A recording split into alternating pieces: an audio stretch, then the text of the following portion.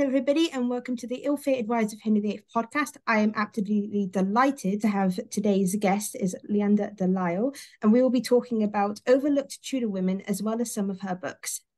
So we're going to be talking about, firstly, overlooked Tudor women, especially in your book Tudor, and then some of your other books as well, especially Henrietta Marie, I believe it is.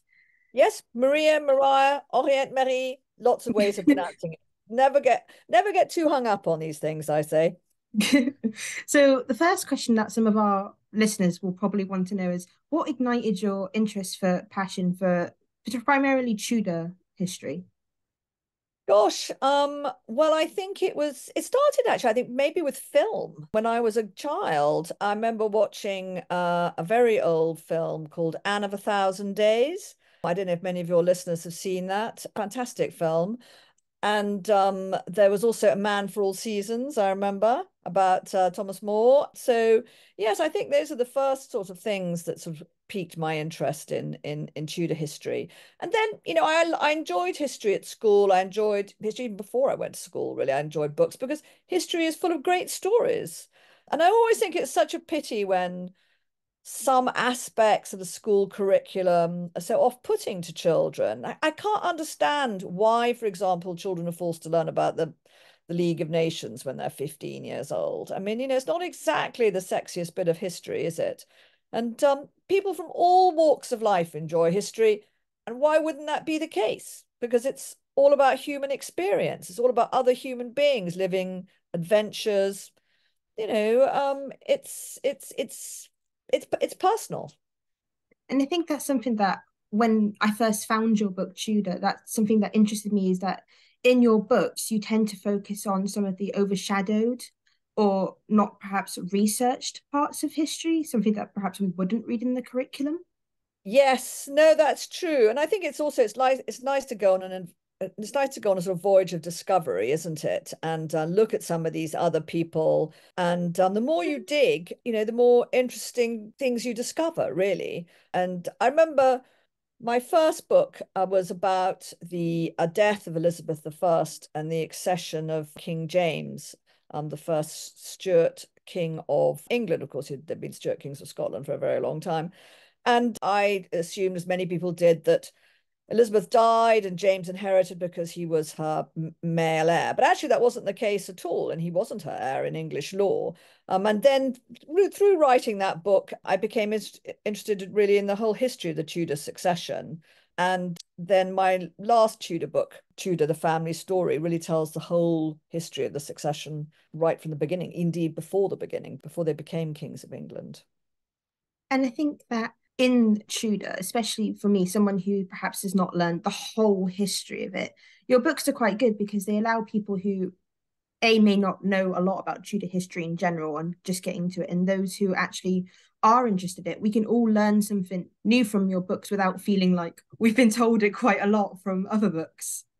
Thank you. Well, I'm really, really glad to hear that. I mean, I try to explain some of the sort of trickier stuff, the more political stuff, I need in a way that makes it interesting and exciting and not too dry. And interestingly, to do that well, you really, really need to understand it. Because fun enough, it's easy to make things sound difficult and complicated. And it's much harder work to make the complex straightforward because you really have to thoroughly understand it and make an effort with the writing. And people don't always get that, which is interesting. So they think that clever books are books that sound difficult, and actually that isn't the case in my view. And one should never be fooled into thinking if you read something and you're finding it really difficult to understand, that's on the author. It's not on you, it's on the author. That was definitely my experience growing up. I think everybody pressures young kids to be able to read difficult books and think these are the best, but they're not really always the best if you can't understand it. And that's definitely the thing with history books. And I think that's something that it's not difficult, then it's things you've read before and perhaps not expanding into things that you know about, especially with your books. You talk about overshadowed women and people like with Owen Tudor and Catherine of Valois. You talk about them, and that's not something that's been talked about before a lot in No, Tudor books. no, and they're so interesting. I mean, Owen Tudor, who was the grandfather of Henry VII, was an extraordinary figure. You know, he was, an ordinary Welshman, and they say that he met Catherine of Valois by, getting drunk at a party essentially, and doing a rather wild dance and falling into her lap. Anyway, one way or another, he ended up marrying this widowed queen, who was the wife of the widow of Henry V, the great victor of Agincourt, and a French princess before she became Queen of England. And they had to marry in secret, and they had several children. And when her son, by Henry V, who was King of England, Henry VI, discovered what had happened, he threw Owen Tudor, who was his stepfather, but he had never met him and knew nothing about him until he was 16 years old. That is, the king, Henry VI, didn't know. Threw him into prison, Newgate, I seem to remember. And at one point, Owen escapes from prison, which I think is just hilarious. He manages to escape and he goes on the run, but then he's captured and he's put back in prison. But he sort of, in the end, his royal stepson lets him out, and he becomes a very loyal porter of Henry VI, and indeed later of Henry VI's Tudor heirs.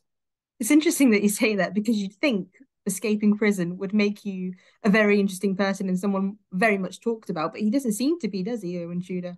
No, he doesn't. And there's lots of things I liked about poor Owen. I mean, so Owen was obviously very attractive. So his wife, the Queen dies, and this is when Henry VI learns about his stepfather for the first time. But obviously later on, he has a mistress who I don't think he marries, by whom he has an illegitimate, well, he certainly doesn't, because he seems to have a legitimate child by her.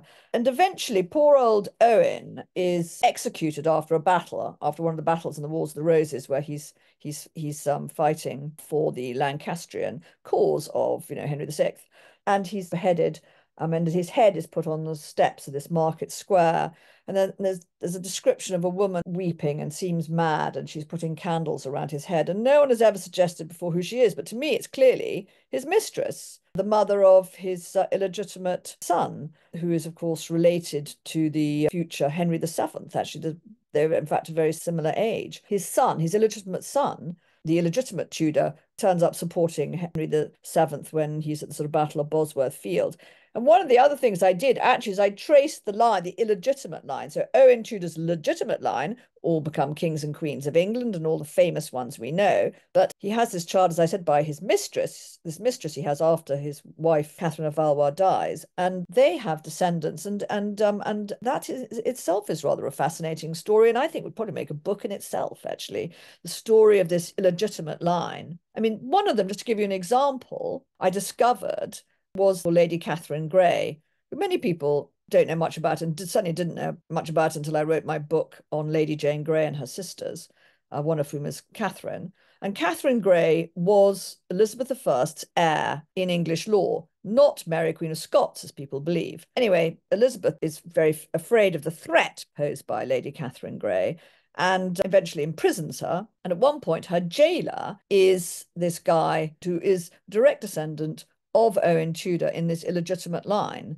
And they keep popping up, these illegitimate Tudors, the other Tudors, the non-royal Tudors, keep popping up in the history of the royal Tudor family. And I quite enjoy that. And it's one of the things that I follow in my book, Tudor, the Family Story. It's amazing to think how many people come from just one person that have made such an impact on history, isn't it? To think that this man, Owen Tudor, who not only had a queen for a wife, had so many, descendants that have made such an impact on history. Absolutely. So, I mean, I think his descendants would include not only our current king, but also his late wife, the Princess of Wales, and all sorts of other exciting and interesting people. Yes, absolutely. He has many, many descendants. It's an extraordinary thought, isn't it?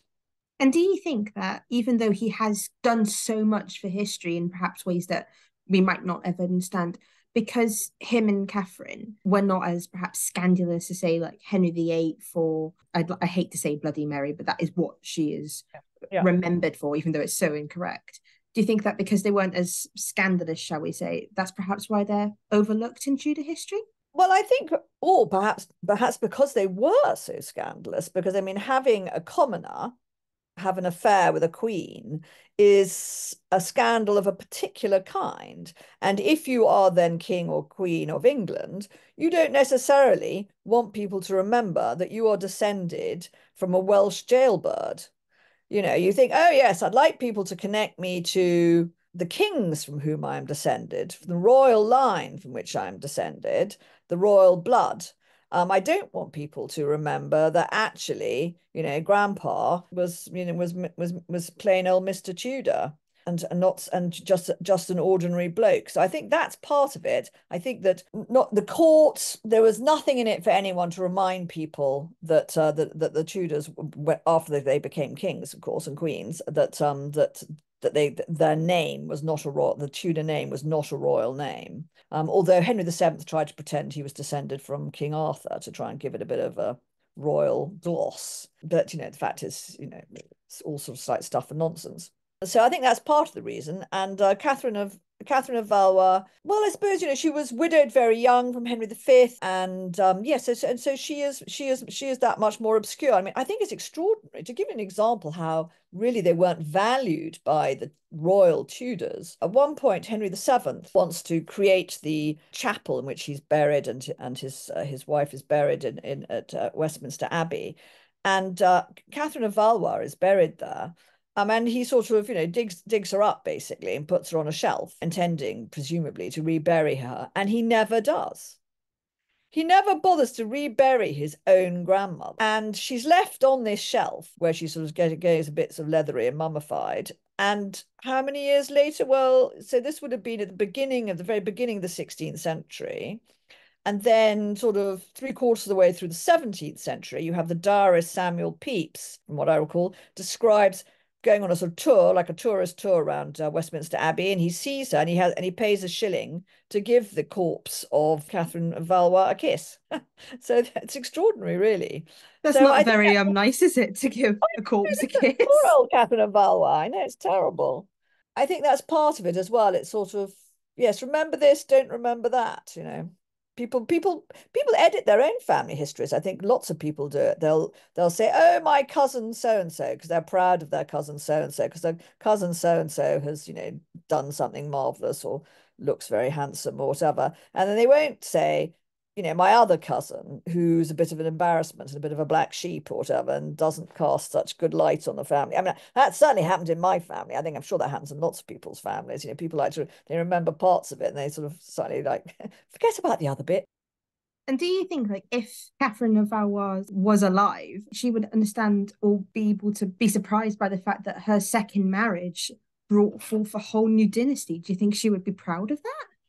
I think she'd be very proud of that and absolutely amazed. I think she would all, I mean, yes, I think she'd have so much to be proud of and things to be sad about as well, because her son, Henry VI, was by Henry V, her royal son, who was King of France. Don't forget she was a French princess, who was King of France as well as King of England.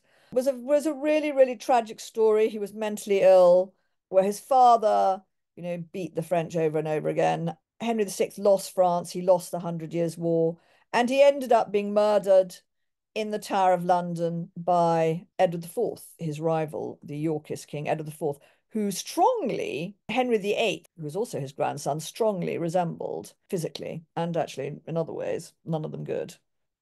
And if we look at another woman that's perhaps overlooked in Tudor history is Margaret Beaufort. And you talk a lot in depth about the misrepresentation of her character in your book, Tudor, and how she's just talked about in terms of her religion or how she's been deemed by some as power hungry. What encouraged you to have a better look at her character and explore more about her in your book? Well, I think it is interesting seeing the way that women are sometimes represented in history and how quick people are to condemn them. I think that the thing is always to go back to the period in which someone lived and not to try and see them and understand them through what was written later. You need to try and understand them in the period at which they lived first, and then look at what's written later and ask yourself why some things are written. This was someone who was married at 13, was pregnant, actually gave birth at 13, had a baby at 13 years old, who was obviously extremely brave and resilient, raising her son on and off, because he was periodically taken off her, the future Henry VII. A survivor, very much loved by her friends, seemed to have also had the loyalty of the men she married, a devoted mother to her son. I think where she's one of the places she was unlucky is that there are no pictures of her surviving as this young girl, this young woman as she was. The only images we have of her are of an old lady. And I'm afraid to say that even now we do have this cultural reaction to images of old women in particular. Old men, for some reason, they're fine, but old women are associated with being witches, with, postmenopausal women. They reflect Eve after the fall. The beautiful young woman is always the seductress. The old woman is the witch, the hag. And so we have this image of her as an old woman, which doesn't help. She was pious. I mean, not sort of in a sort of loopy way. She was just religious in the way of the time, and which was Catholic, of course. This was the 15th century, before the Reformation. And so after the Reformation, that wasn't valued, and so that could be used as a sort of stick to beat her with. Yes, and so there was a writer in the early 17th century who decided to blame her to sort of suggest really that she had helped seize the throne for Henry VII and had possibly been involved in killing the princess in the Tower. And a lot of those sort of stories, people's ideas that she must have somehow been involved in that, come from this man, and it's all sort of stuff and nonsense. And that's something common that you see in things to do with Tudor women, is even if they did do is what we would deem terrible things, such as executions, which at the time was the norm, we seem to always put more negativity on women and justify it as them being power hungry or evil. And then we do the same to men, and it was the norm. You see that Yes, exactly they're what you great said. men, exactly. They can be great men, but yeah, but the women, no, exactly. And she had very little choice point when Edward IV, the Yorkist king who has killed Henry VI, the Lancastrian king, murdered him in the Tower, in fact, and becomes king. But then, he's very overweight and generally eating, drinking, and misbehaving, and dies young. And he leaves these two children, Edward V and his younger brother. And it appears that they're going to these boys, and particularly the important one, who's the young king, Edward V, is going to be dominated by their mother's commoner family, the Woodvilles. And so the Woodvilles are overthrown by the future Richard III. And then the great question is, what happened to the princes in the Tower? Did Richard III kill them because they're put in the Tower by Richard III, or did somebody else do it?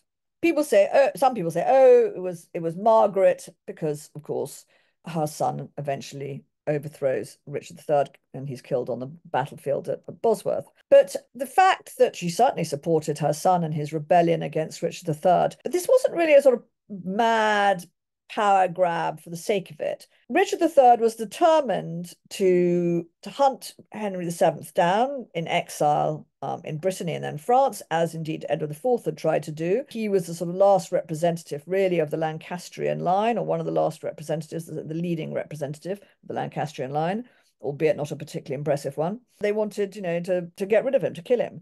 So when she realized, because she went to Richard III, and she rather hoped that Richard III would forgive Henry, her son Henry Tudor, and sort of not try and kill him.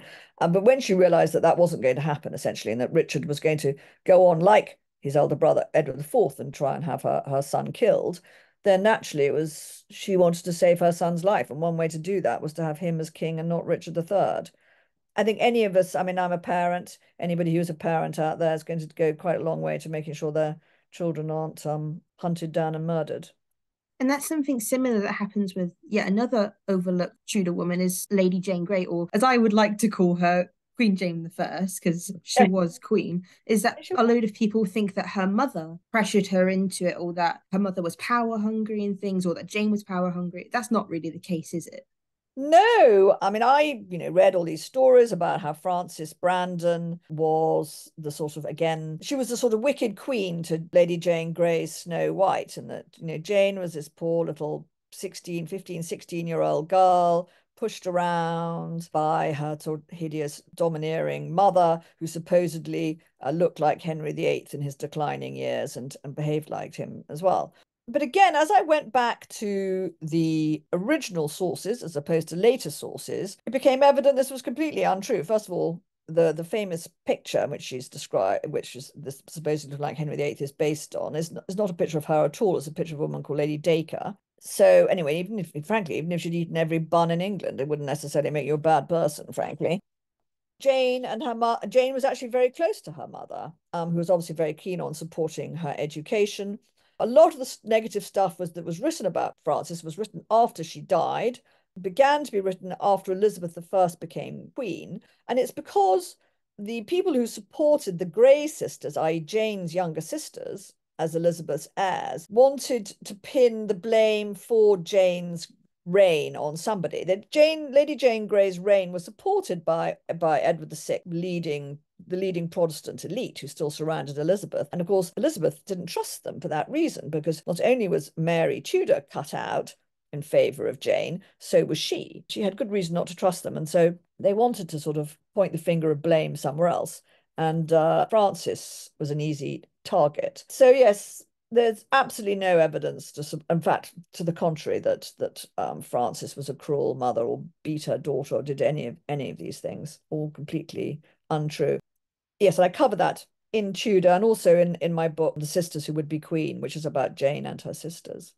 That's also another book that I absolutely love of yours. It was something quite interesting because you don't see a lot of books on the Greys. That's true. And that Although I tell you one thing, there have been several novels have been inspired by my book, The Sisters Who Would Be Queen. So Philippa Gregory wrote a book called The Last Tudor, which is based on The Sisters Who Would Be Queen. It's a fictional spin on it. And the wonderful Liz Fremantle also did a book called Sisters of Treason, which is also inspired by The Sisters Who Would Be Queen. So I'm just going to switch the conversation to your book, Henrietta Maria, which I also love. What inspired you to research and write about this amazing queen who, to be fair, I didn't know a lot about before reading your book? Well, to be honest, I wrote a biography of Charles I, her husband, the king who had his head chopped off. And I just found his wife, Henrietta Maria, so interesting and so fascinating. I even asked a friend of mine to write a book about her because I said, someone's got to do it. And then, as I did my book on, and I just thought, no, I've really got to write my own book on her. I mean, she's just so interesting and her life is so rich. And she was married to Charles I, but her life before she met him is fascinating in France. And after he died is fascinating. I mean, she was, half her life, she wasn't married to Charles. And it's full of every possible kind of drama and excitement because she was very funny, clever, funny, political woman. She's depicted, as a sort of idiot and a sort of religious bigot and all sorts of things. She certainly wasn't. She was a Catholic, but she led the Puritan party at court at one point in the 1630s. She had Protestant friends, Catholic friends, all sorts of friends.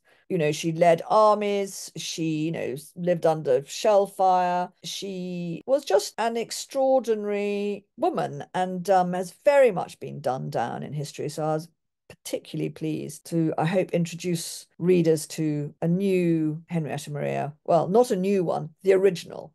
And have you noticed that when you've been researching her, that as you've just mentioned, people label her as silly, religious, and you've mentioned that she wasn't political and that she was very intelligent. Have you noticed that with her, she can't be political without being power hungry in our eyes, or she can't be religious and Without being intelligent? a nutter. Yes, Yeah. no, no, exactly. Very much so. And one of the things I noticed is, and even at the time, men would do this. So if a woman, and of course, if you're a queen, you are expected to look the part. And she was French and she loved fashion, and there's nothing wrong with that. But but if you are a woman who likes fashion, you like sort of painting your nails or twiddling your hair, or whatever, very easy to be written off as frivolous. But of course, these things, it's got nothing to do with being frivolous. You might, looking like an old bag lady doesn't make you serious. And what I think is particularly notable is that the men at court. Look at the men at court in those days? Can you look how long they must have spent twiddling their hair? They didn't, their hair, unless you've got naturally curly hair, it doesn't hang like that. You know, you'll be there with your tongs night and day, making it look that pretty. And they wore lace and, you know,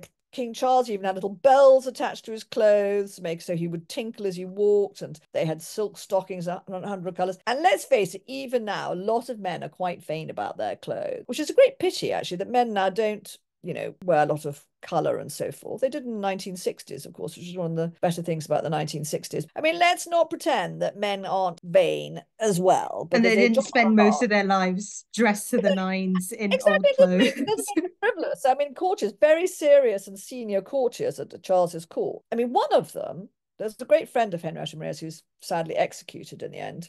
The last thing he does as he's standing on the scaffold is he pays the executioner £10, which was a lot of money in those days, to leave his hat on when his head's chopped off. And he said, you know, when you lift my head up, you know, please keep my hat on. You know, he mattered to him what he wore. And yeah, they suddenly, he was never regarded as frivolous. He was considered an extremely serious figure, at least before he went on the scaffold, poor man. So yes, so there can be definitely double standards. So, Leander, what books would you recommend then for our readers who want to get into the Tudors and perhaps read more on the Greys and Henrietta Maria? Well, if you want to go early, I would read Dan Jones, who is absolutely brilliant on all things medieval, the Plantagenets, all his books on the sort of 15th century and so forth are, and indeed earlier, are excellent. So you might want to start with Dan Jones, then moving into the 16th century, Eric Ives's book on Anne Boleyn remains the great classic. You may want to read a book about Mary Tudor, for example. Linda Porter's written a book on Mary Tudor, which she is an interesting person to look at again. As you mentioned earlier, known as Bloody Mary, a sobriquet she earned in the 18th century, so 200 years after she died, and a queen who is very much being looked at again, and I think rightly so. And then if we move into the 17th century, Nadine Ackerman has written a book on the Winter Queen, which she's another sort of intriguing queen you might like to read about. I mean, there's so many. I mean, I almost don't know. And also, I think it's fun to read some novels. You know, you can do a lot worse, as I said, than with Elizabeth Fremantle, for example, one of whose books is being made into this film Firebrand, which I'm looking forward to seeing. And I'm definitely looking forward to seeing it as well. And I just want to thank you so much, Linda, for taking the time to talk to us about the overlooked Tudor women, as well as some of your amazing books. And I recommend all of our readers should read them because your latest one, Henrietta Maria, really inspired me to look more into not just Tudor queens, but the queens that came after who are perhaps not represented as much in history or talked about much in history classes. Thank you very much indeed. I very much enjoyed being on your podcast. Thank you so much. This is the ill-fated wives of Henry VIII signing off. Thank you.